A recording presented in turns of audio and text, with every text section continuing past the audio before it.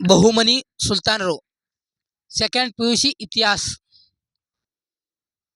ಹಸನ್ ಗಂಗು, ಫಿರೋಜ್ ಶಾ, ಅಹಮದ್ ಶಾ, ಮೂರನೇ ಮೊಹಮ್ಮದ್ ಶಾ. ಹಸನ್ ಗಂಗು ಶಾ 1347ರಲ್ಲಿ ಮೊಹಮ್ಮದ್ ಬಿನ್ ತುಘಲಕ್ನ ವಿರುದ್ಧ ದಂಗೆ ಎದ್ದು ಬಹುಮನಿ ಸುಲ್ತಾನ ಸ್ಥಾಪನೆ ಮಾಡ್ತಾನಿವ. ಇವಂದಾಗನ ಒಂದನೇ ಮೊಹಮ್ಮದ್ ಶಾ ಇವ ಮಾಡ್ತಾನ ಜಾಮಿ ಮಸೀದಿ ನಿರ್ಮಾಣ ಮಾಡ್ತಾನ ಬಿಜಾಪುರದಾಗ. ಒಂದನೇ ಮೊಹಮ್ಮದ್ ಶಾ ಜಾಮಿ ಮಸೀದಿ ನಿರ್ಮಾಣ ಮಾಡ್ತಾನ ಬಿಜಾಪುರದಾಗ. ಇದು ಇಂಡೋ ಸಾರ್ವಜನಿಕ ಶೈಲಿ ಅದ. ದಕ್ಷಿಣ ಭಾರತ ದೊಡ್ಡ ಮಸೀದಿ ಯಾವುದು? ಜಾಮಿ ಮಸೀದಿ. ಯಾರು ನಿರ್ಮಾಣ ಮಾಡಿದ್ರು? ಒಂದನೇ ಮೊಹಮ್ಮದ್ ಶಾ. ಇವಂದಾಗನ ಎರಡನೇ ಮೊಹಮ್ಮದ್ ಶಾ. ಇವಂದಾಗನ ಫಿರೋಜ್ ಶಾ ಬರ್ತಾನ. ಈ ಫಿರೋಜ್ ಶಾ ಏನ್ ಮಾಡ್ತಾನ? ಭೀಮಾ ನದಿ ದಂಡೆ ಮೇಲೆ ಫಿರೋಜಾಬಾದ್ ನಗರ ನಿರ್ಮಾಣ ಮಾಡ್ತಾನ. ಮತ್ತ ಚಾಂದ್ ಮಿನಾರ್ ನಿರ್ಮಿಸ್ತಾನ. ಎಲ್ಲಿ? ಮಹಾರಾಷ್ಟ್ರದ ದೌಲತಾಬಾದಲ್ಲಿ. ಮತ್ತೇನ್ ಮಾಡ್ತಾನ ಫಿರೋಜ್ ಶಾ? ಬಂದೇ ನಮಾಜ್ ದರ್ಗಾ, ಖ್ವಾಜಾ ಬಂದೇಜ್ ಬಂದು ಇವನ ನೆನಪಿಗಾಗಿ ಬಂದೇ ನವಾಜ್ ದರ್ಗಾ ನಿರ್ಮಾಣ ಮಾಡ್ತಾನ. ಯಾರು? ಫಿರೋಜ್ ಶಾ. ಎಲ್ಲಿ? ಕಲಬುರ್ಗಿಯಾಗ.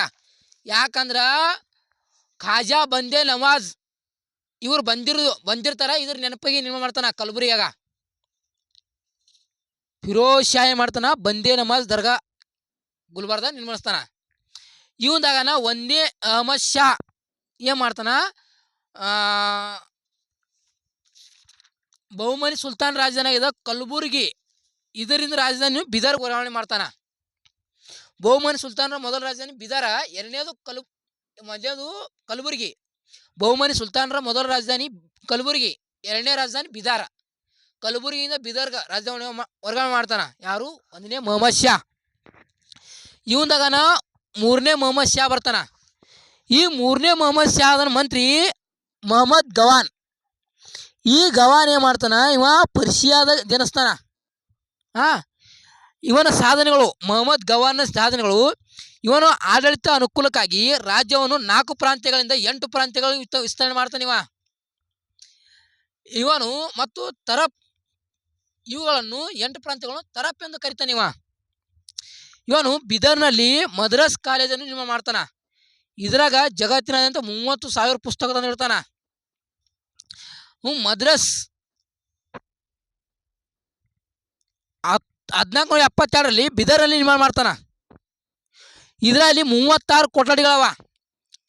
ಮತ್ತ ಅರೇಬಿಕ್ ಧರ್ಮಶಾಸ್ತ್ರ ಶಿಕ್ಷಣ ನೀಡ್ತಿರ್ತಾರೆ ಇದ್ರಾಗ. ಇವನು ಮದ್ರಸ್ ಕೃತಿಗಳು, ಇವನು ಯಾರ್ದು? ಮೊಹಮ್ಮದ್ ಗವಾನ್ ಕೃತಿಗಳು. ಆ ಕೃತಿನ ಮುಂದೆ ಕೃತಿಗಳು ಯಾವ ಲೇಖಕರು ಏನೇನು ಕೃತಿ ಬರ್ದಾರ? ರಿಯಾಜ್ ಉಲ್ ಇನ್ಶಾ ಇವನು ಕೃತಿ, ಮಂಜರ್ ಉಲ್ ಇನ್ಶಾ. ಇವು ರಾಜಶಾಸ್ತ್ರ ಬಗ್ಗೆ ಹೇಳ್ತಾವ. ಯಾರು? ಮೊಹಮ್ಮದ್ ಗವಾನ್ನ ಕೃತಿಗಳು ಯಾವ್ಯಾವು? ರಿಯಾಜ್ ಉಲ್ ಇನ್ಶಾ, ಮಜೀರ್ ಉಲ್ ಇನ್ಶಾ. ಇವು ಕೃತಿಗಳು. ಇವು ಕೃತಿ ರಾಜ್ಯಶಾಸ್ತ್ರ ನೀತಿ ಬಗ್ಗೆ ಹೇಳ್ತಾವ. ಇವನು ಪ್ರಗತಿಯನ್ನು ಸಹಿಸದ ಮುಸಲ್ಮಾನ ನಾಯಕರು ಇವನ ವಿರುದ್ಧ ದೋರಾಪಣೆ ಮಾಡ್ತಾರ. ಒಂದು 1481ರಲ್ಲಿ ಮೂರನೇ ಮೊಹಮ್ಮದ್ ಶಾ ಇವನನ್ನು ರುಂಡ ಚಂಡಾಟ ಮಾಡ್ತಾನ, ಕೊಲ್ತಾನ. ಇವನ ಮರಣ ನಂತರ ಬಹುಮನಿ ಸುಲ್ತಾನವು 5 ಮನೆತನವಾಗಿ ವಿಂಗಡಣೆ ಆಗ್ತಾವ. ಯಾವ್ಯಾವ ಅಂದ್ರ ಬೀದರ್ನಲ್ಲಿ ಆದಿಲ್ ಶಾಗಳು ಇರ್ತಾರ. ಮೊದಲನೇದವ ಯೂಸುಫ್ ಆದಿಲ್ ಶಾ. ಅಹಮದ್ ನಗರ್ನಲ್ಲಿ ನಿಜಾಮ್ ಶಾಹಿಗಳು ಇರ್ತಾರ, ಮಲಿಕ್ ಅಹಮದ್. ಬೀದರ್ನಲ್ಲಿ ಇಮಾಮ್ ಶಾಹಿ, ಅಲ್ಲಿ ಫತೇಪುಲ್ ಆಳ್ತಾನ. ಮುಂದೆ ಗೋಲ್ವಾಣದಲ್ಲಿ ಕುತುಬ್ ಶಾಹಿಗಳು, ಕುತುಬುಲ್ ಆಳ್ತಾನ. ಮುಂದೆ ಬೀದರ್ನಲ್ಲಿ ಬಿರ್ಯಾ ಶಾಹಿಗಳು, ಕಾಸಿಂ ಬರೀಪ್ ಆಳ್ತಾನ. ಹಿಂಗೆ 5 ಮನೆತನ ಆಳ್ತಾವ.